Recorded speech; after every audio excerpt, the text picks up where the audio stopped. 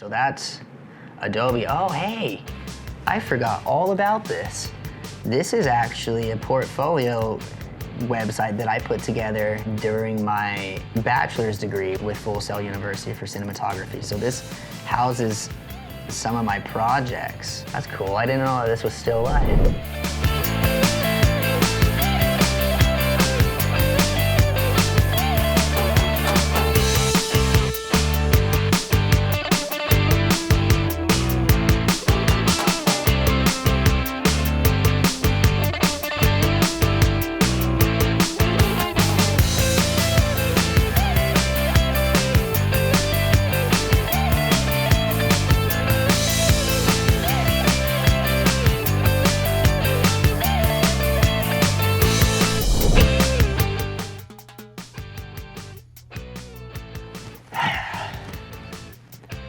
Welcome back to another episode of Break Point Films Uncut.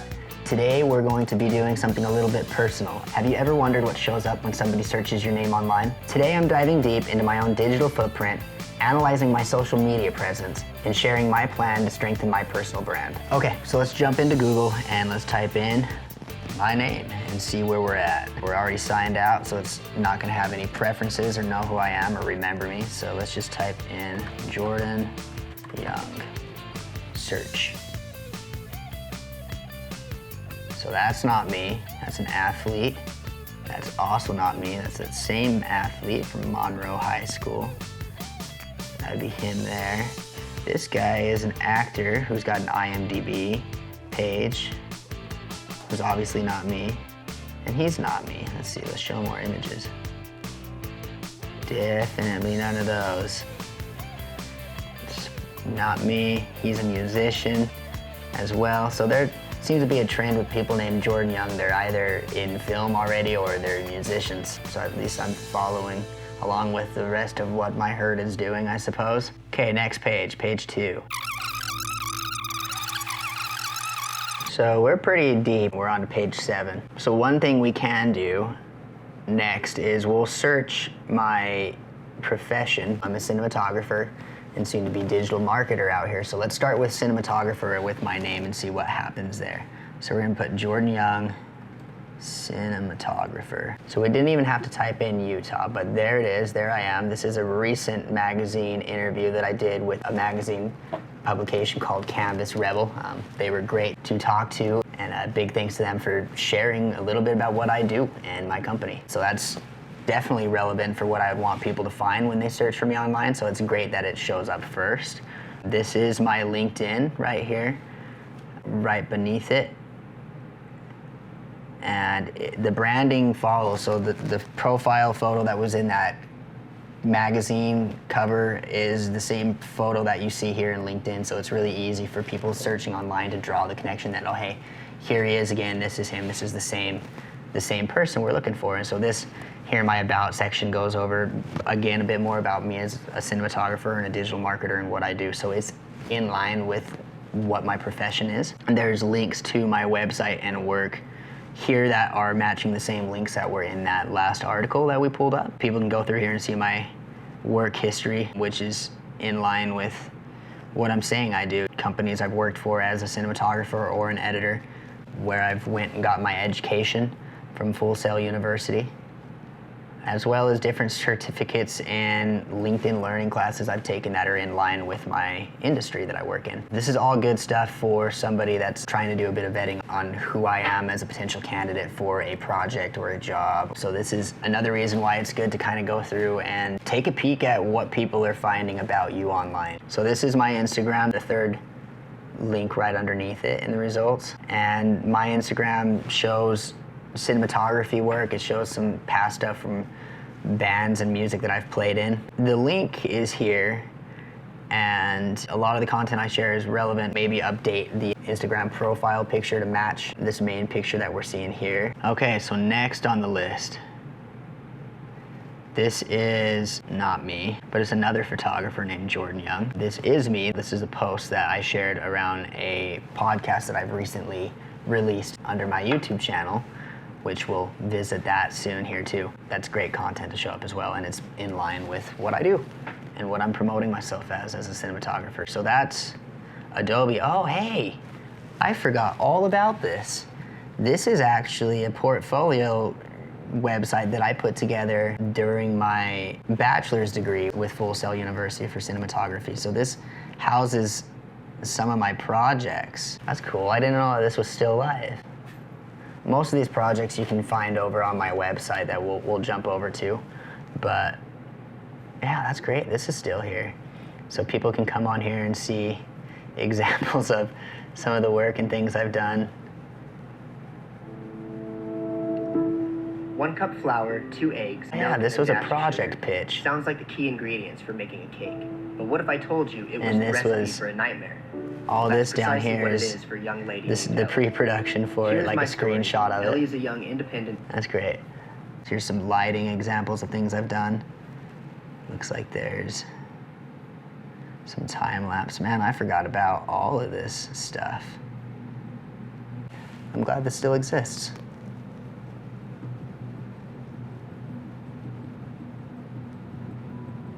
Yeah.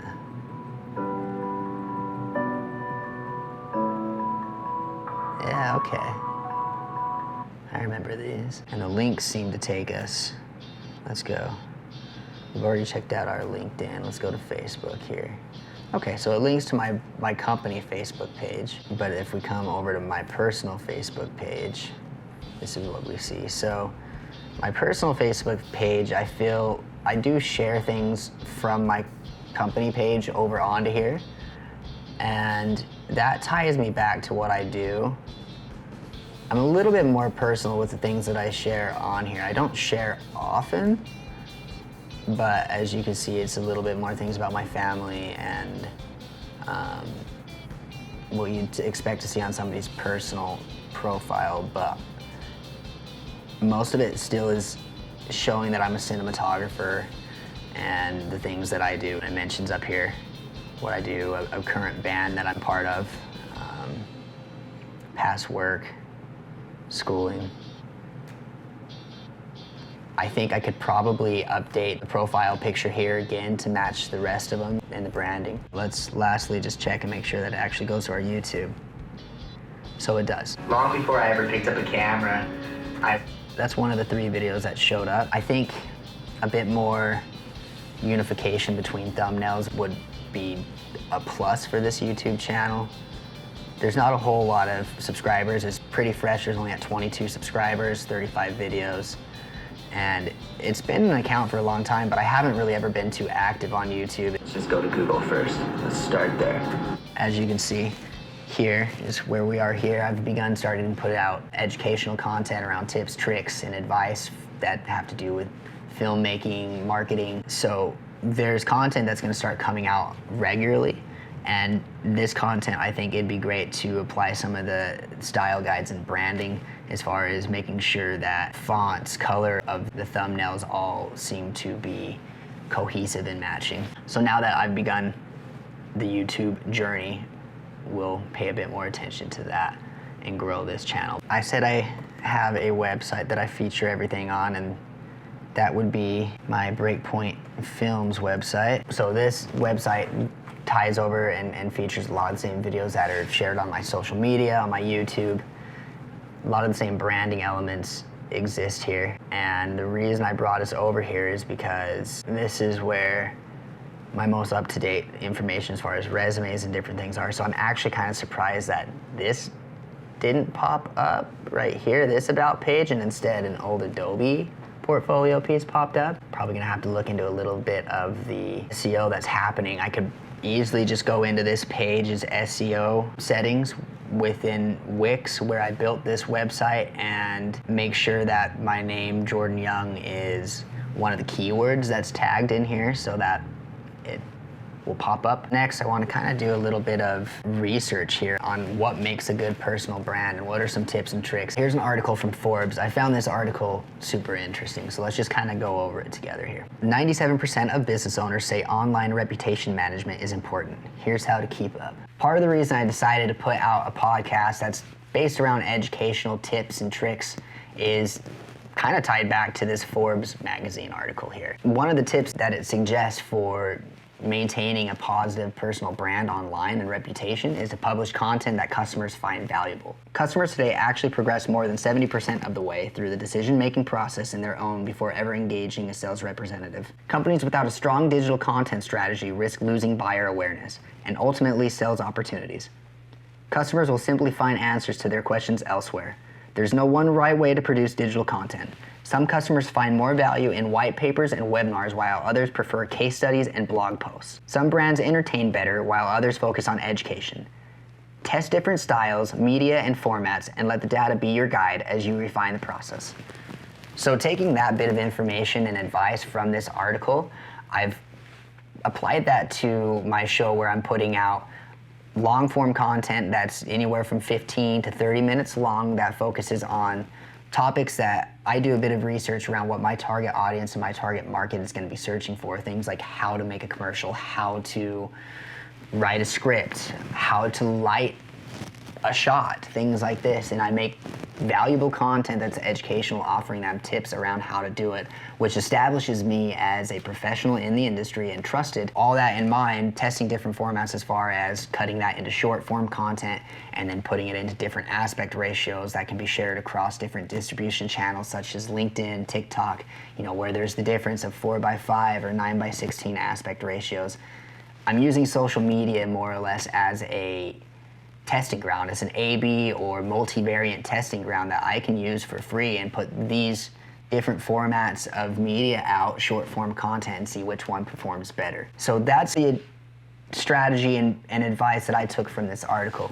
Let's move on to the next. This one is from Fast Company, and it's 5 tools for managing your personal brand online. And again, with this article, it kind of furthered my decision to lean heavily into producing a YouTube-based show that's educational, because here, as you see, it says YouTube. There's perhaps no better way to further your personal brand than using video. However, this tends to be the one avenue that people shy away from because it takes time, effort, and for the ladies, makeup.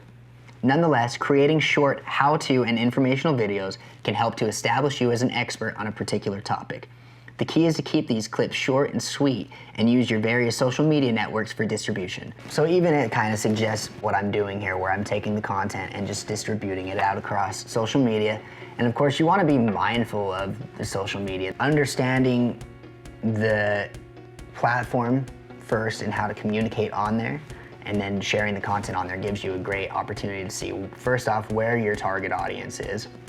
Because I might think that they're all living on Facebook right now, and I come to find out that they're actually all on LinkedIn. This again is another article from Forbes, and I found this one useful because instead of focusing on ways to improve your personal brand and reputation, this one focuses on the things that you should not do in order to keep a good, positive brand reputation. 7 ways to ruin your professional reputation. The biggest takeaway for me was not to make self-deprecating jokes. I'm a pretty humorous guy, I'm very lighthearted, and I like to make jokes, but it's an important reminder that not everybody that's meeting you right out the rip is gonna understand your sense of humor. So it's important to me to remember, hey, even though I may be joking about what I'm saying about myself in this situation here, this person may view what I'm saying and take it as a level of incompetency or a level of immaturity, which ultimately both those things are not professional. I found this to be a useful tip because YouTube has a nature of its own to be a little bit laid back, less formal, and have some humor to it.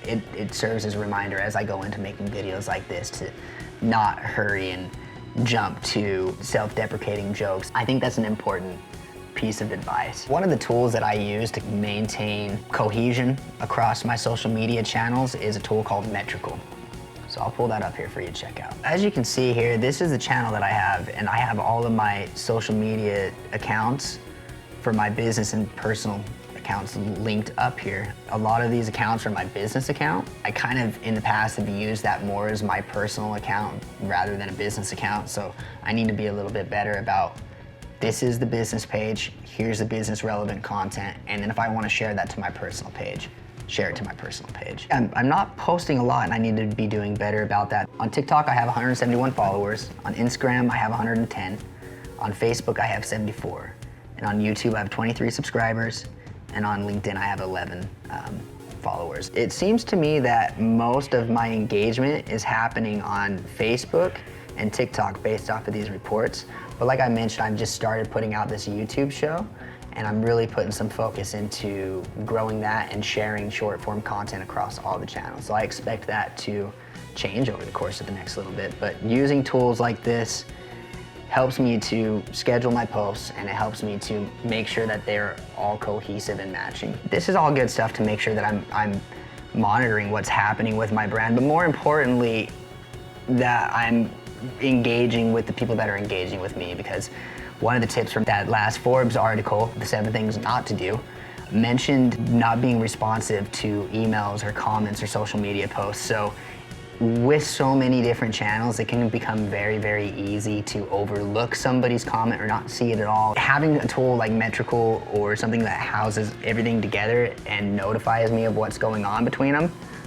makes it a lot easier for me to manage. To improve my online presence, here's my strategy moving forward. Update all social media bios and profile pictures to ensure consistent branding. Increase activity across all platforms with posts, and figure out where my target audience is most active. I need to optimize my company's website with keywords, including my name, to make sure that I show up when people are searching me. I need to stay on top of using tools like Metrical to create a content calendar and making sure that my online presence is consistent and that I'm engaging with the people that are engaging with me. By following these steps, I hope to maintain a cohesive personal brand and become a little bit more discoverable online by those who might be searching my services. So, what do your search results say about you? Take a moment to audit your online presence. You might be surprised at what comes up, or doesn't. As always, thanks for watching.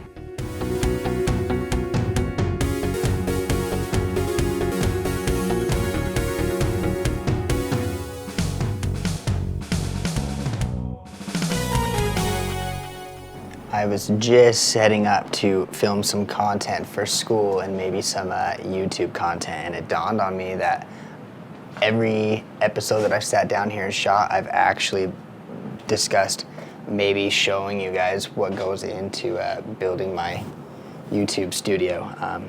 So I kind of paused as I started dragging stuff up. My front room's a little out of place at the moment as a result. So as you can see, I've kind of got some chairs and stuff and clutter back there, but the point of this is this would otherwise be the view, because I set my main camera up right here. I mean, you probably recognize the speed board, which by the way is actually just leaned against the wall here, as you can see, and then I have some apple boxes and sandbags, but my mailbox is actually behind here. So this board is actually just leaned up against that wall. So I put a pause on what I was doing. I've dragged some gear out. I've moved my kitchen or my dining room chairs and everything further into my front room here. And I brought some gear up from my garage, and Fiona helped. Good kitty.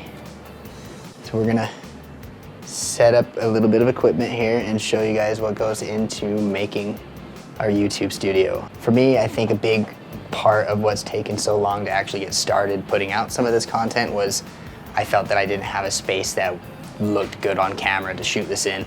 I'm a perfectionist, so if you're like me, chances are you probably do have a nice space to shoot it in, and you might just need to do a little bit of set dressing to get it the way you want it. I'm gonna show you how to set this up. Yeah, here we go.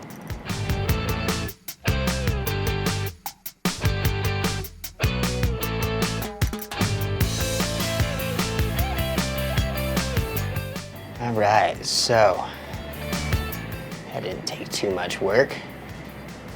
And here we have a whole new background. So, as you can see, I'll turn it down a little bit because we got some lights in here now. But when the camera's set basically here, you don't see any of that background anymore. And that's where the studio comes from. Bit of one backlight, a lamp, some plants, some apple boxes, some wood, a floppy, a key light, table, chair, desk, laptop, and me. That would be all that's missing. So then, just chill right here. And we're no longer in our front room. We're in a studio space, a little bit more professional of a backdrop. This is just my front room. Turns out I didn't need to go find a crazy studio space in the first place. I just needed to look at my front room a little bit differently, put up a piece of paper on a C-stand, grab some fake decor wall, and some plants. And here we are. Let me go grab my phone so I can show you how this lighting looks. I always love seeing it on camera. That's how you're supposed to do it anyways. So you guys all know what's lighting us right now. I really need to get like a silk or something to put up there too to just soften this a little bit more. But let's start with our key light here. Without it. With it. So that looks like there's a bit of sun, natural light coming through the window. And our backlight here is probably a little hot itself. We can probably come down on it. Have it at like 15.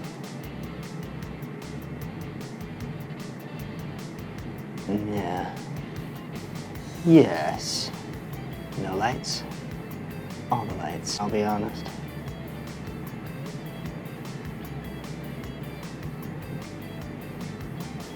Bring it down to like 25. That's a little more natural. There we go. There we go. Now I don't feel so blown out. Now, you at least know kind of how to build your own little makeshift studio set. So, yeah, you're welcome.